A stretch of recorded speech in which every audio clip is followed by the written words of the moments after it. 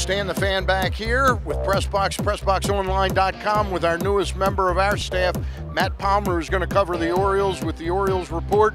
Matt, the Orioles have made a ton of changes. I like most of them. Derek Lee is a proven professional slugger. He's a guy that's gone out there and mashed home runs for a number of years. The Orioles tried to get him a number of years ago. There was that rumor going around that they were going to get him. Now, finally, he's with the club, and he's got something to prove.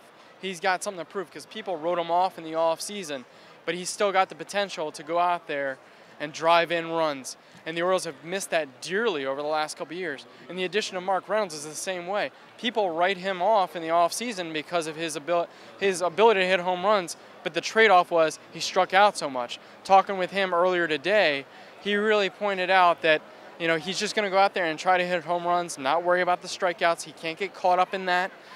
These two guys can really change the dynamics of the lineup. If you have those two guys in there, and you maybe add in another potential veteran in there in the next couple weeks, you have a team that finally has a lineup that's a threat, that can go out there and compete with the likes of the Yankees, the Red Sox, the Rays, and the Blue Jays, and not sign themselves off to mediocrity. This is a lineup, at least in the hitting lineup, and in the field, that's gotten better. The addition of J.J. Hardy I like quite a bit. You're going to trade off a little bit on defense between Historis, even though you keep Historis around, but you have J.J. Hardy, and J.J. Hardy is excited about being inserted in this lineup. And you have Brian Roberts, of course, the mainstay. And Brian looked around the infield and he said, this is a completely different setup. He's had a lot of changes, but never this extreme in the offseason. One of the things I really like, though, is Derek Lee, to me, has a little bit of a chip on his shoulder. We both talked to him in that press conference, and he's got a little bit of a chip on his shoulder, and he strikes out about 60 or 70 less times than Lyle Overbay, which is a huge difference. To me, if you had had Reynolds and Overbay, you were really barking up the wrong tree. Right. Lee, you have a proven veteran. This is a guy that's going to go out there and try to get the ball. He's not going to swing at anything that's out of his zone. This is a guy that's a proven professional. This is a guy that really is feared around Major League Baseball when he's healthy. In the offseason, people didn't want to take that gamble on his thumb.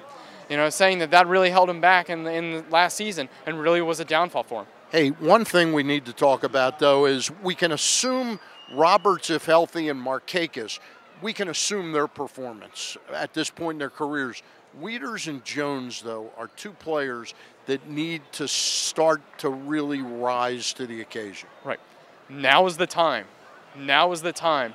They had all the hype when they came into their Major League Baseball careers. Matt Wieters is now in his third and fourth season. Adam Jones is in his third and fourth season. Adam Jones got a Gold Glove and an All-Star selection very early on.